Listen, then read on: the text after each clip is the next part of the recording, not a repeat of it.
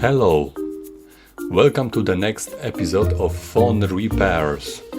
We present LG Q6. We buff it to show you the exchange of glass. A difficult step in this repair is to remove the screen from the frame, because it has very narrow edges and can easily damage the screen.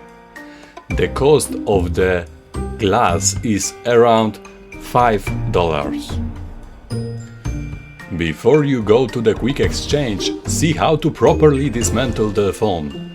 Remember to do not use any solvents to break the flap and the battery, because then you expose the screen to damage the backlight layer.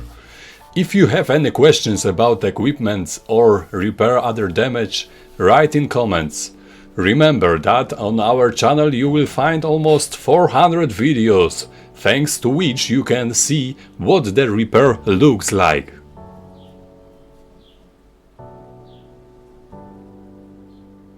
Don't forget to subscribe our channel.